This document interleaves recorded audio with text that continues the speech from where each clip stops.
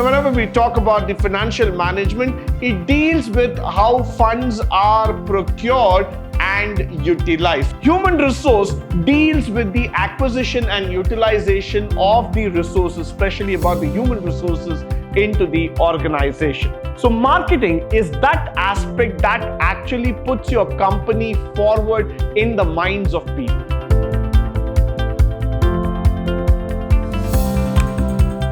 Good morning and welcome to the third session in Unit 1 in the Management of Principles and Practice for the first semester B.B.A, where we are going to talk about the functional areas of management.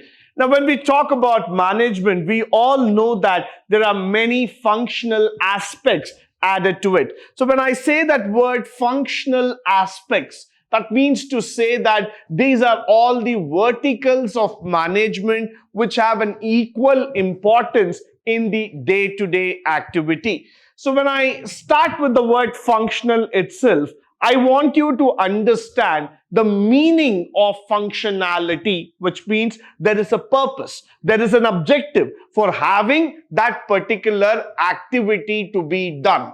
So when you say finance, when you say HR, you say marketing, or you are going to call about sales or accounting, these are all functional areas of management because they have a definitive purpose, they have a meaning in terms of running the day-to-day activity. So let me start with the financial management. Probably this is one of the most important areas of management and definitely very, very close to the top level management. And whenever we talk about the financial management, it deals with how funds are procured and utilized. So let's first talk about these two words.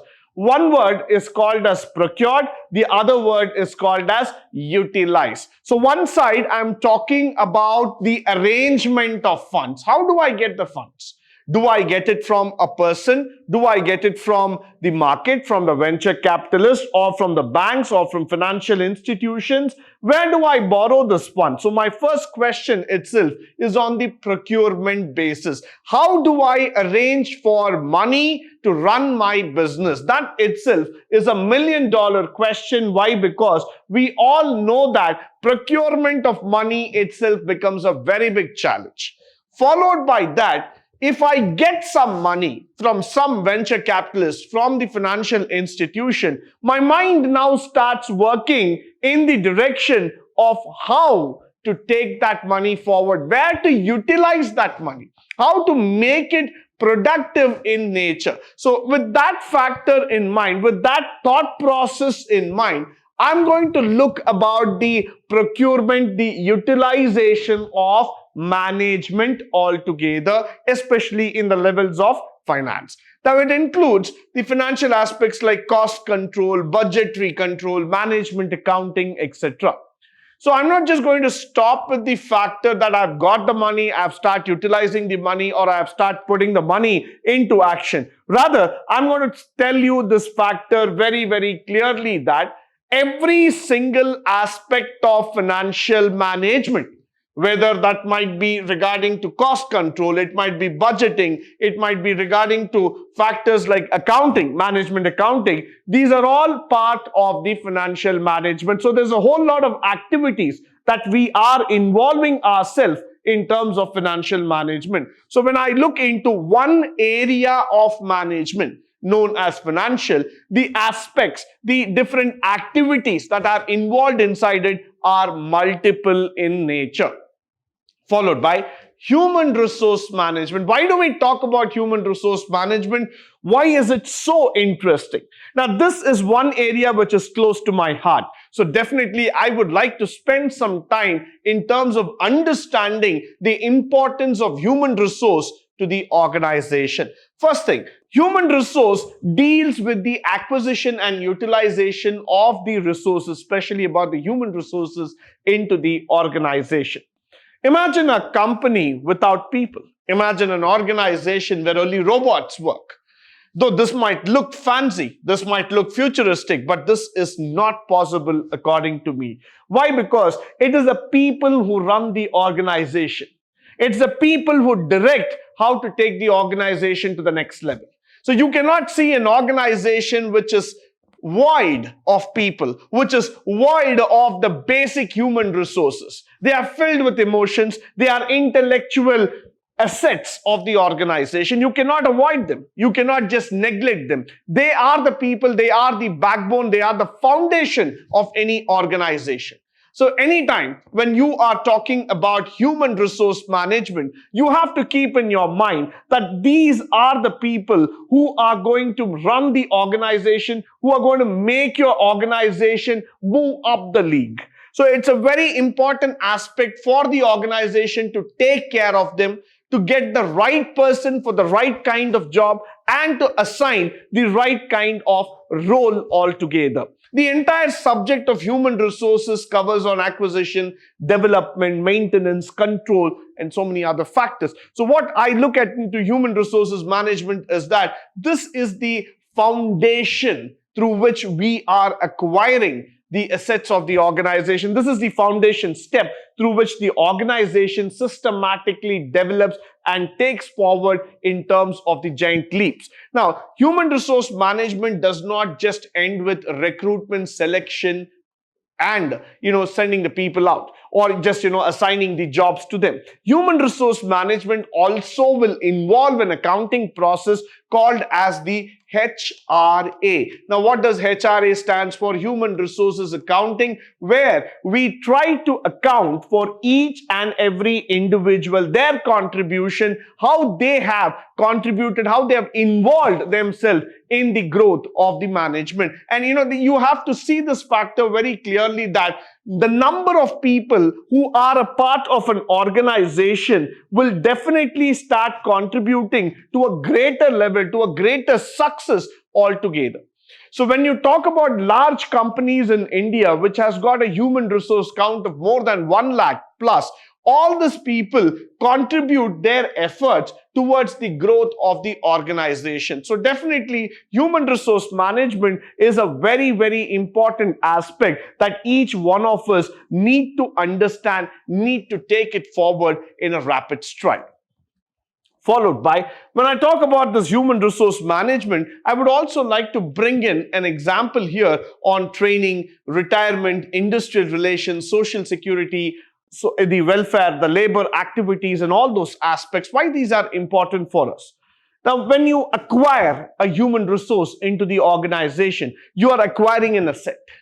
That asset has to be taken care in such a manner that that asset really turns out to be the most productive asset for you, which means you need to value every single human being inside your organization.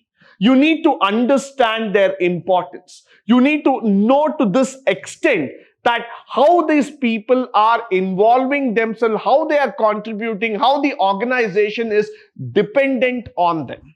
Many people in this world think that HR is just about a sidelined activity. HR is something where they just recruit people and they forget. But HR is the gateway to the company. HR is the stepping stone through which you are acquiring intellectuals into the organization. So you cannot just forget HR. You cannot just avoid HR. You need to make it a point that this policy is streamlined across the organization so that whoever joins your company tomorrow feels proud. He really takes a pride in saying that, yes, I am working for this company. That's exactly the importance of human resource management towards a company. Now, the next one, we are going to talk about production management. Now, what is a production management all about? It is related to aspects like production, planning, production control, quality control, and other factors. The production itself is a technical term, and that's what we have understood, or that's what we have believed, rather. Most of the time, whenever we talk about production management or production control and factors, we might think that this is not the normal stream. Why? Because production itself involves a lot of engineers, a lot of technical people who might come forward, who might develop a product. There's a lot of process and activities that goes through that entire production chain. So when I use this word, the production chain itself, it comprises of a whole lot of activities. So what normally people do is that in a management aspect, we leave this production department as a technical department. We believe that that's only for a particular section of people who are technically qualified, who understand the department better. But coming back to the reality, production management for any manufacturing unit is the heart and soul. Without the production management, without the production team, you cannot see your products coming up in the market. So every engineer, every supervisor, every technical officer who's a part of the production team is the most valuable person, according to me, in the company, because his idea, his hard work, his dedication, his efforts make that production a success story for the organization. So when I talk about production management, it is not that easy. It is not just a technical steps to be followed. It is not just that it ends up with some activity, but it is a different aspect altogether. So that's why we say that production management needs to understand the material cost, about the supplier, testing, the supply chain, the inventory, the cost of holding the product, the logistics that are involved, all those factors. It involves not just a technical gamut altogether, it also involves people. It also involves process. It involves technology. So this is a wholesome department which tries to combine whole lot of activities. It's not just going to give up so easily. You cannot just say that, well, this is just a technical department. No, this is a combination of a techno-functional department. It involves human resources. It involves people. It involves all the thought process as far as possible. Moving further, let's talk about this office management. This looks very, very simple: office layout, staffing, equipment. But let me just spend a minute here trying to explain you about office management. In the last few years, it has been so unfortunate for many of us that we have forgotten the physical space called as office.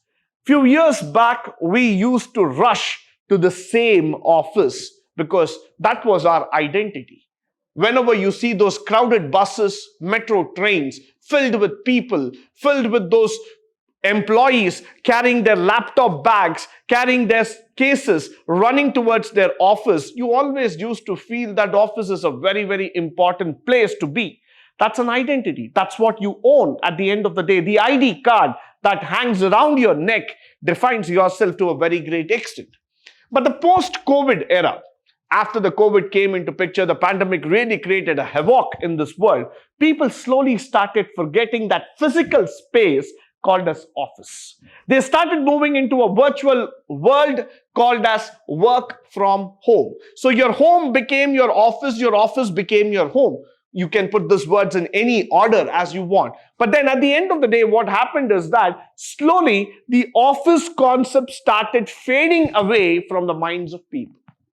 Again, now coming back to the reality, as the offices are opening, as we have come to the tapering end of COVID, people have started returning back into office. Today, we are again trying to redefine this office management concept. One side, there are a group of people, there are a section of people who still say that virtual office is the best.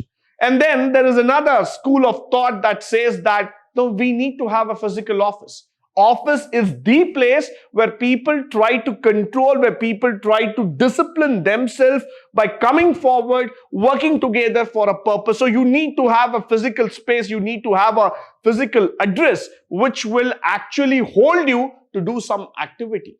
At the end of the day, what is this office management? That's what really puzzles everybody. Is it office management all about managing those 100 square feet or 200 square feet where you're working and sitting and working? Or is it that place which will define your identity? Is it the place that brings you together? So there are so many emotional factors added to it. But then when we talk about the office management itself, you will be surprised to see this, that it consists of the layout, staffing, equipment, the printers or the laptops, the desktops, your tables, your chair, all the lighting factors, everything put together. That's exactly what we are talking about, your office management. So office management is not going to be a one-step definition. It comprises of so many factors.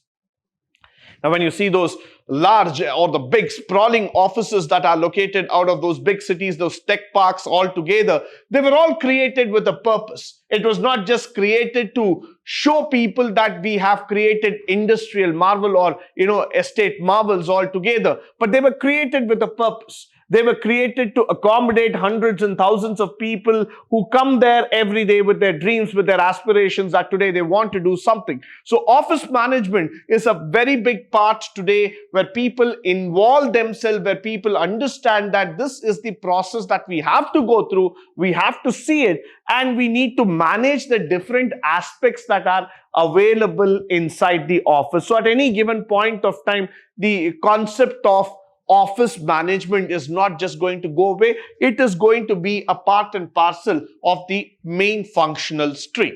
Moving further, let's talk about marketing. Nothing more interesting to talk about marketing. Why? Because it's concerned about the product and the markets altogether. So the product and the producer's concern itself is marketing. Now let's talk about marketing in detail. What is so interesting about marketing? Why do people jump upon it? Why do marketing is such an exciting topic altogether? Is it because that you get an opportunity to talk to people, or is it because you get an opportunity to showcase your products, or just to go ahead and tell that I belong to this identity or this entity? Now, let's try to understand marketing is a functional aspect that is going to be the showpiece of the company. That is going to be the tagline of the company. That's going to be the brand of the company. You can put in as many words as far as possible. So marketing is that aspect that actually puts your company forward in the minds of people. So when people look at you, they don't just look at you with your name, with your taglines, or with your, ID cards. They look at you as a brand. They look at you as a composite picture, which means something, which carries forward some knowledge, some acquisition altogether.